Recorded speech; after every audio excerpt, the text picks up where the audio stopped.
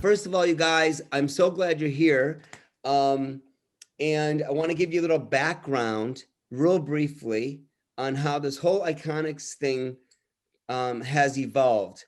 And it really, truly came from being, I'm actually 110. I've got a great friend who's a plastic surgeon and keeps me looking like this.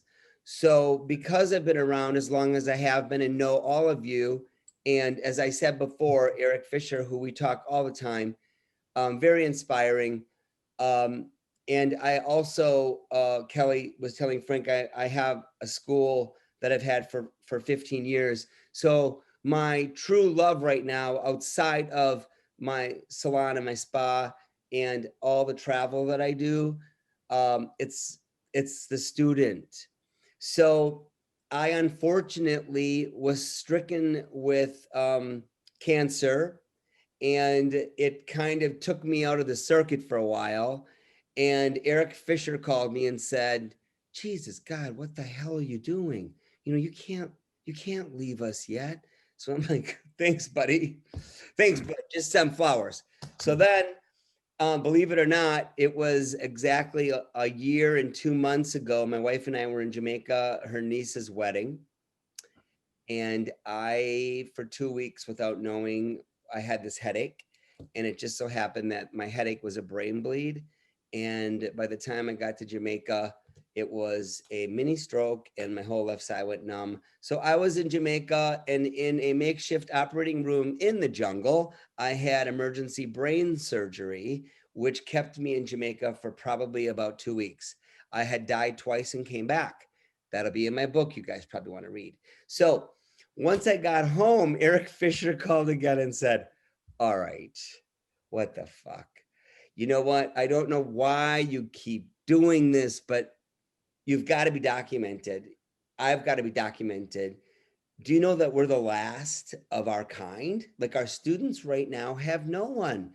They have these YouTube influencers, which there's nothing wrong with, but he got me thinking. And you get me thinking, and with all my people I know, including Cassie and Chris, and as I was telling Frank, I come from the group many years ago that Redken developed, which was developed by Terry Donnelly, who developed the 30 of us compass cutter. Well, we were actually compass cutters. Yep. So with all that being said, I thought, you know what? Maybe Eric is totally onto something, totally onto something. And I was working a program in Vegas across from Chris Sorby. And Chris Sorby always has attractive men at her booth. And she had this attractive guy at her booth. And I'm like, that's what she uses to sell her mannequins, to draw female hairdressers over? What a little shit. So I went over to introduce myself. And Chris walks up behind me and goes, oh, you met my husband. And I'm like, no, I knew she just got divorced. And I'm like, no, I did not know this was your husband. And she goes, yeah, he's a film producer. I'm like, well, that's funny, Chris, because remember we talked about, I wanted you to maybe do a project. And so it started. Chris, myself, Andy started talking. I brought Cassie in because she floats in our boat, and we're connected to Julia in Lima, who could not be here right now because of their city is going through some awful political stuff. But I've been to Lima a lot, and I helped Julia start this school in Lima, which is kind of the first of its kind. So anyway, with all that being said, we started iConixxx. And there's 35 icons. And typically when we interview, now listen to this, typically when we interview, I go after you for the student, because I know what they want to hear. I know they want to know where you came from. I know they want to know why and how they can get there. So I ask those questions. Chris Sorby usually asks questions like, if you were ever stuck in an elevator with a stranger, would you ever, that kind of stuff. So then, Well, finish that. yeah. I wonder, would you ever what? Yeah. Well, I was gonna Just when it say, was getting good, you quit, man. I was gonna say fart, but that cracks Cassie up. I didn't want to make her laugh. So, so then we decided after these icons, why don't we do some chain reaction? Like, let's get some icons to get other icons to start talking about stuff. And we've done this now 2 or 3 times, and it's been fantastic. And what's on the back burner and is going to be debuted in about 2 weeks is we have a iConixxx is going to have the very first student contest. And we're trying to build a base of young icons, because what I want to develop and bring back is cutting. Too many of the students are doing unicorn stuff on long hair, and the shapes are not around. And Chris Barron and I talked about this. Cassie gets it. So iConixxx is really building and spreading. So you're a part of something that's really amazing. And I want you to keep this in mind. You're the first to hear this as well. As of today, I might get, well, it's not even going to be a might. They're looking at how they can get iConixxx embedded into the student curriculum. Yes. So it'll be documents like this one, documentaries that the students are going to be listening to. So, I don't mind if the word fuck comes out or not, but Chris doesn't like that. And she's not on here tonight due to the fact that, she's going through some health stuff. So, but that's the basis of the program. You see Cassie, I introduced you to Cassie. She's going to be hosting it with me. And how it's going to work is it's on record. So when I'm going to come on and introduce iConixxx, talk about chain reaction. I'm going to let everyone know what an amazing interview this is going to be tonight. Then I'm going to send it over to Cassie. Cassie is going to welcome the both of you here by giving you each small bios on each one of you. Once she does that, she's going to kick it back to me, and I'm going to say, okay, dudes. And was it Kelly? Did you want to interview Frank? Yeah, that's how it's going. Was that your wish? All right. So, so I'm going to bring it up then, and I'm just going to say, okay, you guys, what we're going to have here is for the next 45 minutes. You know what? I want you guys to have fun, be real, relax, kick your shoes off, grab a glass of wine. But what I do want you to kind of do is when you ask questions, Kelly, keep in mind how smart Frank is in everything he's done, and how some students and stylists may want to know a lot about that. Like, where did you start? Where'd you go to school? I don't want to tell you what to say, but just to stay on track, we don't necessarily need to get into Frank, car you ride, what car you drive. We don't need to talk about that. We don't need to talk about that. I want to talk about that. Right. So, do you guys have any questions? Kelly, you look like Rick James behind the microphone there, bud. Do you guys have any questions, or we're gonna fly because we got to be done by 5? You good? Let's go. And I don't want to rush. Roll. But here we go. All right, Cass, ready? Yep. All right. So on 3, 2, 1. Hi everyone. It's Joseph. Thank you for coming back and watching iConixxx. Remember, as I say, there's many more documentaries in our YouTube iConixxx Live. And please, no matter what, take a pen and paper when you're watching those documentaries, because what you're going to get is a lot of information. You could get some very, very interesting quotes. Certainly, you could be given books to read that could be motivational. And always the guests that we have share things that they're either involved in. And I want you to write that down. Another thing is, remember that outside the iConixxx, we also have iConixxx Chain Reaction, which today is one. And what that basically is we take an icon and ask them who they'd want to interview, and then they get to cross interview. So you get a whole different feel of the industry. And it's probably one of the coolest things that we've got going right now. So that too will be on YouTube iConixxx Live. So we're going to get started. I want to introduce you to someone that's really, really, really special to me. She's been in my life forever. She's like a daughter. We've traveled, we've taught, we've been all over. And she is always a partner in crime with me. And this evening, Chris Sorby could not be here. Well, I keep saying evening. It doesn't have to be evening. It could be anything. This time of the moment that you're in, Chris Sorby could not be here right now due to just a little health hiccup, but she will be back. I want to introduce you to Cassie, who's going to be hosting the chain reactions with me tonight. And Cassie is from Denver. Cassie, hello from Denver. Joseph, thank you so much for that great interview. And I'm honored always when Chris can't be here to be able to, I could never fill her shoes, but to be able to have this opportunity to do this with you. And the elephant in the room right now is you're going to see my eyes going back and forth because these two incredible gents have done so much that I had to write it down. Like I can't remember everything that they've done. So I'm going to start off first with chain reaction. We invite someone to come and choose someone to interview that might be their icon that they want to know more about and share with you. So Kelly Cardenas, who is, are you ready for this? Author, podcaster, founder, CEO of a national multi-million-dollar brand, and a cultural efficiency coach, which I may need to interview him myself because I'm not quite sure what that looks like, but I'm sure he'll share that with us. The Cardenas is he is the go-to person when it comes to constructing a culture that will have sustained success in all aspects of your business.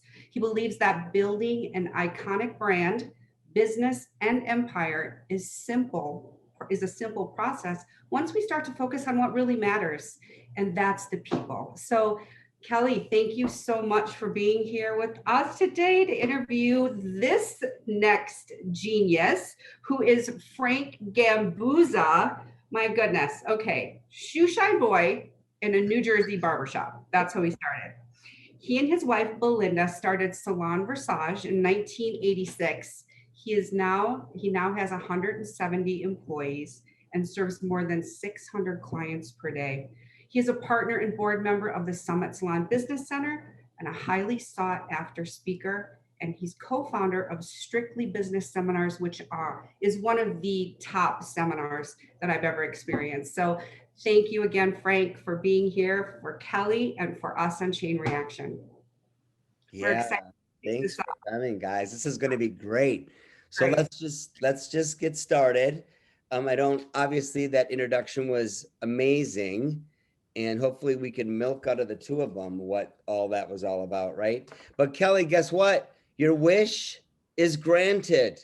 So on your mark, get set, and interview. Hey, I want to let you guys know right off the bat, there's only one icon. Well, there's three icons here, and a guy who is the homeless dude in the chair right now, hanging out with all of them. And the guy that I'm about to interview is the real icon. I mean, when you hear about him, even the accolades don't sum it up. When they talk about one of the most sought after speakers, this is the best speaker in the world. This is the best motivational, inspirational speaker, but with practical application that I've ever seen in my entire life. And also to the Strictly Business Conference, Salon Visage, he is not talking about it, he's doing it. So all the things that he's going to talk about, which he's going to be super humble when I ask him the questions, he's not only going to tell us about it, but if you do that and then times it by 10, that's what you'll experience when you actually go into Salon Visage. So Frank, from jump right off the bat, I mean, you're one of the most iconic guys in the whole industry that's ever been, one of the best to ever lace them up. Talk to us about where you started. You heard about it. We heard about a shoe shine boy, but let's talk about that part because a lot of people want to play, be in the band in front of 75,000 people, but they don't want to lug the instruments behind the door and be the person filling or, loading and unpacking the van. You were willing to do that from the beginning. So tell us about where you got started. Kelly, first of all, when you were announcing me, I didn't know who the hell you were talking about. I'm thinking, who is he going to have on this show? Because it can't be me. But thank you so much for that introduction. And certainly to Cassie and Joseph and Chris, you're love and light to you, not being here, but you're with us in spirit. Kelly, you talk about lacing them up or carrying the luggage. I mean, I've never looked at it no different from the beginning till today. I had the great pleasure of shining shoes in a barber shop. That's how it started. I grew up in the streets of New Jersey, and I was going from tavern to tavern, and my dad didn't want me in taverns. I was a young kid. I was 10 years old, and I was hustling, just trying to make money. And he got me a job at the barbershop in J. Vito's Lupo Continental Barbershop. And it was an Italian neighborhood in Jersey. And I fell in love with barbering the second I started working there. And this was an old school Italian barber. And he had zero wiggle room for less than 100% effort. You know, growing up Italian myself, my grandfather working hard, my dad, my brothers. I have 4 brothers. I'm one of 5 boys. And that's kind of all we knew. You know, it was kind of an immigrant mentality, even though I was born here in the United States. And because I loved it, I say it jokingly, I've never worked a day in my life until COVID hit. Now I'm working my tail off for half the money. So I'm not sure it's fun at the moment, but but you know what? We'll get through it, man. Yep. But yeah, you know, whatever it takes, you know, Nike says, just do it. You just do it, man. You know, if the passion's there, you know, I don't think of it as work or it's just a discipline that you make a decision that if you want to be good or, you know, not even good, if you don't want to let good get in the way of great, it's going to be very imperative that you just quote, lace them up every day. And, you know, you're not going to win them all. You know, that's why there's 7 days in a week, man. You might miss 2, but you got to win 5. You know, there's 8, 10-hour work hours in a day. You got to win 8 of the hours. 2 hours are going to kick your butt. So you got to know it's not always going to be easy. And at the same time, it's not always going to be wins, but the sun goes down and the sun comes up for a reason. So when I wake up in the morning and my feet hit the floor and I get vertical, I say, hey, I just got to bring my best today, because that's all we got is that day. So that's what I've been doing since 1971. This is my 50th year in the industry. And, you know, it's been a blast, man. And it's never been the same. Well, a thing that, you know, you and I've got to spend time together, and it's such an honor. It's such an honor to be here with iConixxx, with Joseph, with Cassie, Chris, we miss you, like Frank was talking about. And when you're talking about, you know, getting up, when you get vertical, that you're moving in this way of like, that there's no other choice but to do it. Talk to those kids out there that maybe don't have either the support. And when I say, it wasn't like you were coddled. You had that Italian immigrant background that was like, basically, if you work, you're going to eat. Talk to us about the kid, or talk to the kid that maybe doesn't have that how can they start to create that? And if it's even possible, can you create that type of desire and draw that out of someone through a couple of steps or a couple of things that they can start to put in their life? I love that sound. So, you know, my question was how can you construct that? So can you give us a couple of, you know, maybe do you take a cold shower in the morning? Can that wake you up? Can you, you know, write something down? What are some steps, some practical takeaways that a person could hear Frank and say, I want to be more like Frank so I can do these things so I can be a little bit more? What would those be? You know, Kelly, I think it starts off with a decision. It's a decision, and it isn't an everyday decision. It's an everyday action, but it's a decision that you have to make that, you know, how good do you want to be? Do you want to be the 1%ers? You know, I mean, years ago, I got the good fortune. I've been cutting Peyton Manning's hair for years. And obviously everybody's talking about Tom Brady right now, but Peyton's my guy, right? But the thing I loved about Peyton, man, is he knew there was only one way, and that was to go all out, right? And that it's not by luck that the guy became an all of Fame quarterback. So whenever I cut his hair, he told me one thing one time, and I never forgot it. As a leader, this is, right? So this isn't for the student yet, but I will circle back to the student, because it's a decision you have to make day to day. Am I going to bring my best? Now with leaders, as a leader of the University of Tennessee football team, he'd get to the gym or get to the locker room so early, he wouldn't even let his team see him get laced up or taped up and let them know he was hurting anywhere. You know, he didn't want them to see any kind of vulnerability or less than excellent. And I say that to myself daily, is that's what I need to do for my team. So, you know, they might need a mentor that has that mentality, but until then, do they want to be excellent at what they do? Because somebody in that beauty school, somebody in that beauty school class is got to be the best student in that class. I don't care if it's manicure, I don't care if it's massage, it doesn't matter. Somebody's going to be the best student. Have you made the decision to be the best student? And then are you willing to do all the things it takes to become the best student? You know, somebody told me one time that you can go into the store of life anytime you want, and you take a cart and you walk into that store of life and you go up and down the aisles and up and down the aisles. You can put anything you want into that cart, as long as when you get to the front, you're willing to pay the price. Whoa. So, love that. right? Yeah. Frank, So it's a decision, man. And again, there's a lot of actions that go with it, but that's where my head's at. so Frank, you just talked about 50 years in the business, right? And I don't know if you probably know this fact, but this is the thing that I talk to kids about all the time when I'm in schools. 75% of the kids who graduate from school within 2.5 years aren't doing hair anymore. And this fact is glaringly, like, it's in our face. And a lot of hairdressers don't understand that part of it and don't understand the longevity. How important is it just to keep going? Well, you know, I think it doesn't take a whole lot of talent. I've seen a lot of apprentices or assistants or juniors or whatever you want to call them come through our training program. And right before they were getting ready to go on the floor, they ran away. You know, it's like, that's why you really got to have a mentor that is, you know, you talk about market share, and as hairdressers and salon owners, or even a school for that matter, you want to have as much market share as you can. But if you have a mentor that is willing to have heart share, with heart share, you can have all the market share you want, man. You know, so you got to have somebody that's well. And you know what I've learned? I've had students say, "Hey, can I take you to lunch?" And I dropped what I was doing to go with them. And they were nervous wrecks saying, "Oh, I was afraid to ask. I've been wanting to ask you for a year." I said, "I've been waiting for you to ask me, man." You know, it's like, it was given to us. We got to give it away. We can't hoard it. You know, it's not ours to keep.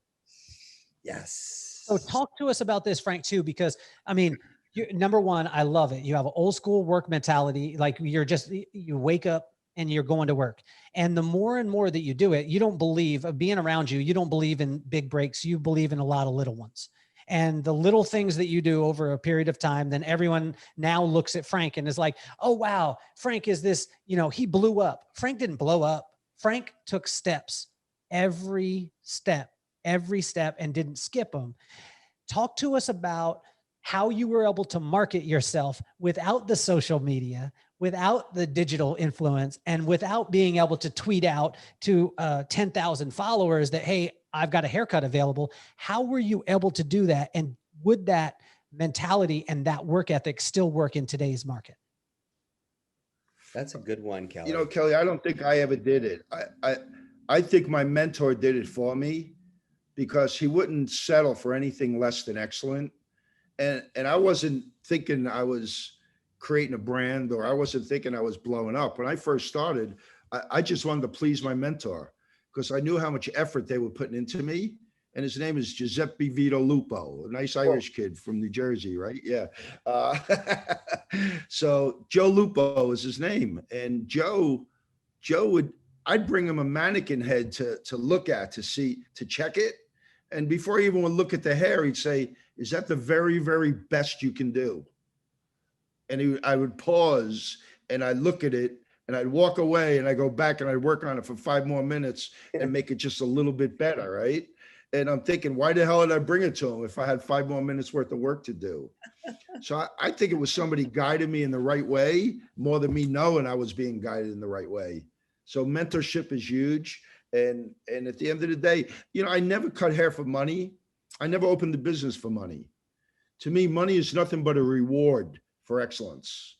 And the more excellent it is, the more money that you get rewarded. Whenever I went in and said, "I'm going to cut hair for money today, and I'm going to have my best single day ever, and I'm going to have my best totals, and I'm going to get the most tips," and my day would fall apart. I'd get cancellations, I'd get no-shows. But whenever I went in and said, "Today, I'm going to make my client's day," my goal today is to make every client that walks in here with an issue to leave knowing that they were better off because they spent time with me. I don't want them to get their hair done by me. I want them to be with me. And if I give that to them, if I give them a piece of that, totals take care of themselves, paychecks take care of themselves, and you don't have to worry about anything. Every person out there listening right now understands why I believe this guy's an icon. This guy should be in every single school. Every single person that comes into the industry should have to spend a little bit of time with Frank, whether it be digitally or otherwise. Frank, there's an old story that my dad told me. There's the baby bull and the daddy bull. You probably know the story. The baby bull, the daddy bull are walking on top of the mountain. The baby bull looks at the daddy bull and he looks down into the valley and he sees all the cows. And the baby bull says to the daddy bull, "Hey, daddy, why don't we run down and have us one of those cows?" And the daddy bull calmly looks at the baby bull and says, "Why don't we walk down and have them all?"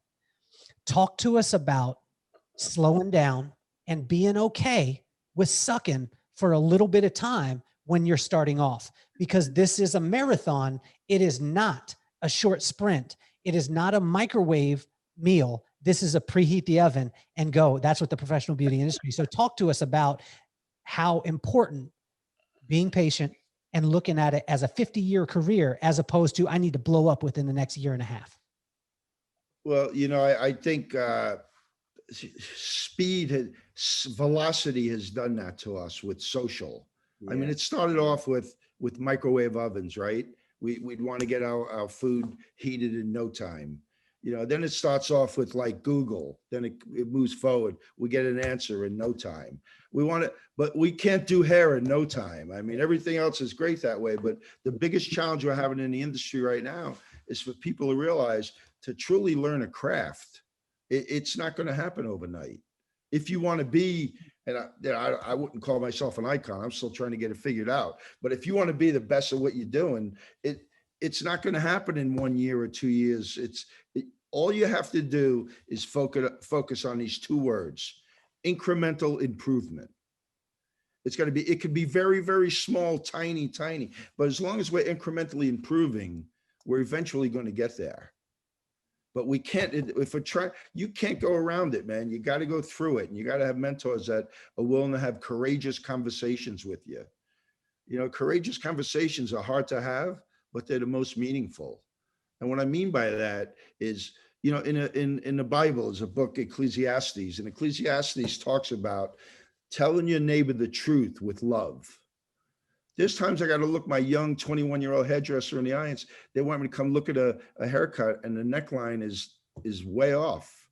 And I could say, for popularity, if I want to be popular or be liked, I could say that's really, really good. Or if I want to be effective, I could say that's fairly good. However, would you like to see how it could get better? So you got to tell people the truth with love. But I can finish saying, last time we did that haircut, the front wasn't half as good as it is now. So yes, you have incrementally improved. It's a win. It might not be perfect yet. Love that. But with social, I think it's gone away. It's like there's no true rules and regulations, but there is excellence and non-excellence. There's things that work and things that don't work. Right. And I just think maybe easy is over. Easy should have never been allowed to begin with, but easy is over, man. Let's get, Joseph talked before about getting back to haircuts. I mean, people think now that, a razor or a blending shear is a license to just destroy hair. And those tools have do's and don'ts that go with them as well.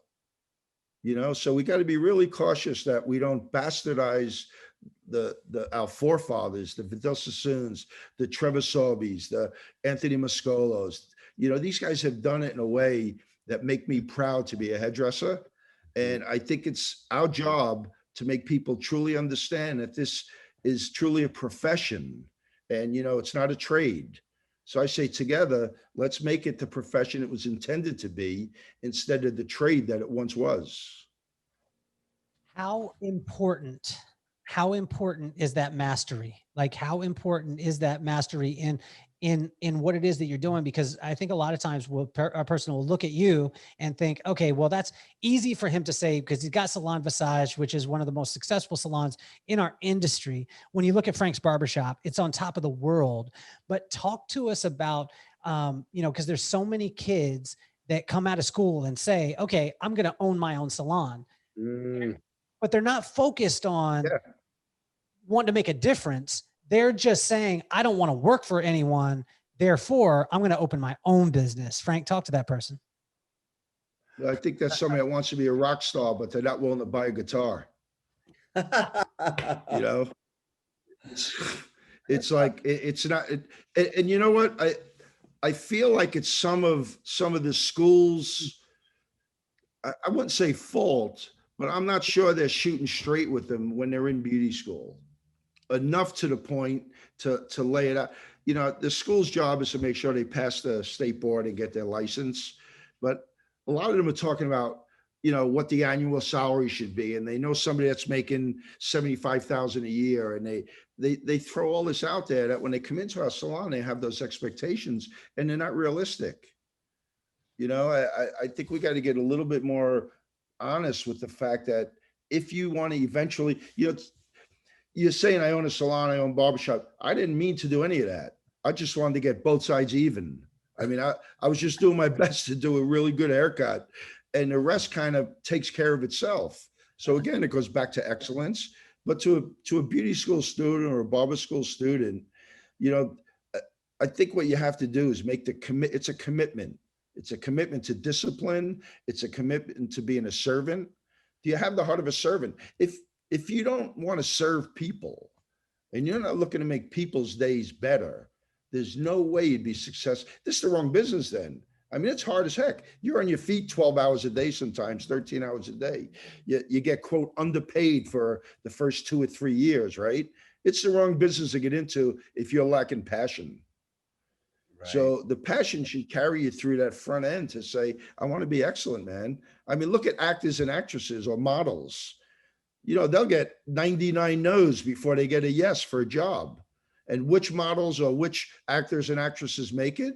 The ones that go, after they got 15 no's on a Monday, they get up Tuesday morning and they're called go-sees, right? So you're going to go to 15 more go-sees Tuesday. You might get 30, you might get 15 more no's. So some are going to crumble and 1 or 2 are going to go out there Wednesday and do the same thing. Wednesday afternoon, they get 1 yes. It might be something small, but it's incrementally better than a no.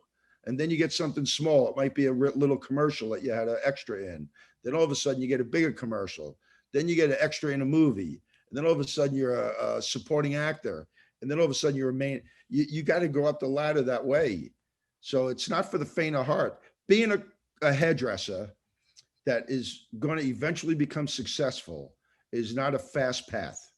I don't know anybody that's done it fast and then sustain that, you know, because you can do the dance. And I've seen a lot of good looking guys and pretty women. They do the dance and make believe they're good. And they tell a client how good it is when they're done. But if they weren't following the true principles of quality cut and quality color and really doing quality hair, that falls apart, man. So you can't do the dance. You got to learn the craft. So Frank, talk to us too about, you know, we've had this conversation before and you were kind of alluding to it. A lot of kids, when they get out of school, the kids that don't want to own a salon, which I mean, is a large percentage that, like, when I ask, like, how many of you want to own a salon? They're like, me right away. I've already got my place set aside. Then there's the kid that says, I just want to jump right in and be a stylist immediately the day after I get my license. Talk to them how important it is to get into a assistant program and a mentorship program and why that is important. Well, I think the first thing we have to understand, or they do anyway, is at least it's my message to them, because they don't know what they don't know, and it's not their fault, you know. But I think at the end of the day, when you go through beauty school or barber school to get your license, you know what that license really is? It's a license to learn. Now you start learning, you know, the school thing, the school is, they're kind of limited on what they can and can't do because their job is to get you that license. So now when you commit that license, that's awesome. Now you'll have the ability to be it's like going from undergraduate school to graduate school. You're not going from undergraduate school to being a professor, you know? So the mentorship is huge. And here's the way I look at it. If your standards as a student, When you're mentor, when you're with somebody in a salon or you're being trained and you feel like your standards are higher than either your mentor or the salon you're in the wrong place. You know, so you got to find, it's got to be the right fit. There's a reason why there's chocolate, vanilla, and strawberry ice cream. One size don't fit all, man. So you got to find the right fit to say, I got some, we just hired 4. I don't even know if I really should be saying this on a Zoom because it sucks, but I'm telling you anyway. We hired 4. Guess how many were gone within 3 weeks? Just guess, Kelly. 2, 3, Nope. 4. 4. 4 to 4. So now I got a complex, right? No. But the thing is, I think it takes, out of every 10, you get to keep 2. That seems to be what's happening right now. Yeah. And it's for the reasons you're saying. It's their expectations. See, behavior usually always lags behind expectation. So if there's this much expectation, right, you're going to have that much behavioral follow-up from that. So expectations are huge. We got to make it really clear on the front end. You know, my wife, who's also my partner, Belinda, she told me years ago, she said, Frank, I sat in on that interview and you're doing everything, which I don't know if she said wrong, but basically you suck is what she said, right? And I'm like, what do you mean? I told her everything like that's great about this place. She said, exactly. You didn't tell them one thing that sucks about it. You didn't tell them how hard it's going to be. You didn't tell them there's days they're going to want to like jump in front of traffic. You didn't tell them none of that, you know? So our interview basically is we give them all the reasons why they don't want to work here. Because culture, you know, what is your definition of culture? My definition is how we do things here. It don't make it right or wrong, but it's been pretty successful. So let's identify what doing things here is, and are you philosophically aligned with that? And if you're not, then we could stay friends. You just can't work here no more. That's all. You know? So yeah, mentorship is huge, and it's got to be the right fit. Well, for anyone out there listening, you're seeing Frank. If you're watching, you're seeing Frank. If you're listening, you're hearing Frank.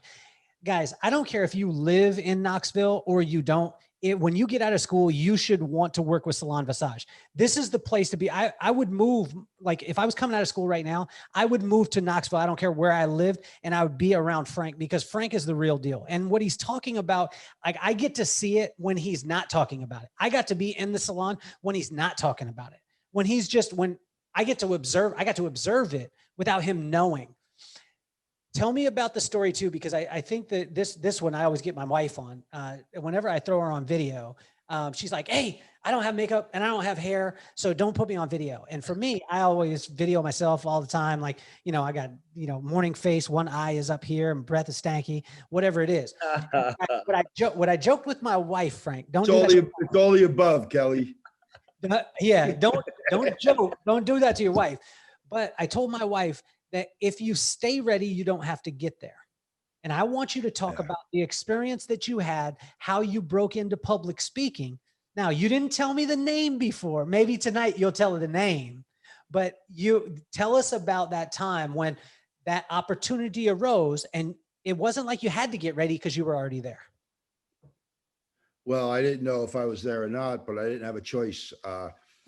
Back in 1971 or 2, you know, the big hair show, the big beauty show was always at the Coliseum in New York. It was the IBS that eventually moved to Jacob Javits. But the national show was at the Statler Hilton, which is on 34th Street, and it's directly across the street from Madison Square Garden. So whenever I went to Statler Hilton, I may believe I was an athlete walking into Madison Square Garden. You know, we were hairdressers going into the Statler Hilton. It's amazing what you can tell yourself, isn't it? But I knew I was getting ready for a game because, you know, look, when we walk over that threshold in the morning, whether it's into a beauty school or into a salon or into a barbershop, it's game time, man. You know, like you got to lace them up, and whatever wagon full of crap we got that we carry around both in our head and on our backs, we got to leave at the door, right? Because you're not going to play a game and be game ready if you got all that stuff swirling through your head. So I was an assistant at Retkin used to have a division called RK. and it was the men's division. This is back in the early 70s. And actually, they had great product. They had a bar of soap that till today, I think is the best soap ever in the planet. So I'm going to be this guy's assistant. So I get there on Saturday. He is an amazing barber, scissor over comb, razor work, shaving face. And I'm mesmerized all day Saturday watching this. And Sunday morning, we're supposed to be downstairs at, some stupid 5 o'clock, 5:30, you know how hairdressers do. Yeah. So we're down there in the prep room and it's 5:30, it's 6 o'clock, it's 6:30, it's 6:45, it's it. And no show on this very talented barber. And I'm thinking, what's going on here, man? So it was like 9 o'clock showtime or something. And it was a little booth platform back in the, the big shows. And he didn't show up. They come to find out he was hungover from the night before. So they come over to me, the guy that's running the show for RK, and says, Frank, you're up in 10 minutes. You're gonna have to be the platform artist today. Now I was like 18, and I was nowhere near half as good as this guy that I watched the day before, which the good part about it was all the pre-duns we had was his work at least. So I knew I was covered. But I had to do demos on stage, not having no idea, never been on a platform before, never been in a beauty school of barber. I don't know if I've ever told you this, Kelly, and everybody else listening. I've never went to beauty school or barber school one day in my life. I never had a school. We had an apprenticeship program in New Jersey, and I trained under Joe Lupo. It was 18 months training under one person. So I really want the students to hear this. It was a full-time job, 18 months. You had to be under the same master barber, and you had to get trained by that person to take your test. They had to get you test ready. So there was no breaks, and there was you worked like a dog for free for 18 months just so you could have the ability to take your test. I can never, I shouldn't say never, but I have a hard time getting people wanting to show up for 40 hours a week. And then when I train them, I got to pay them. And then when they're getting trained, I got to pay the teacher to train them. And then after class, when they melt down, I got to hug them and tell them it's going to be okay. And guys, it's just roll them up and go to work, man. And it'll all be worth it. It'll all be worth it. So, I don't know how good I did that day, but they asked me to keep doing it. So I think it turned out okay. But I say it with compassion for every student listening, is the opportunity to be successful in the beauty business is really, really good. And I'll tell you why. I told you 8 out of 10 aren't here no more. We hired 4 aren't here no more. If you were the 1 or 2 that stayed, in 2 years from now, people say, oh, we start them off at just above minimum wage. I think it's like $9 an hour. And they say, oh, my friend works at McDonald's, he makes $9 an hour. I said, the only problem is in 2 years, he's going to be making $9.25 an hour, and you're going to be making $50 an hour. So It's that apprenticeship mentality that's important to say, hey, I got my license to learn. Why don't I put my learning cap on for the next year and a half, so that once I learn the craft, I can fly. I love it. I love it. That's where it's at for me.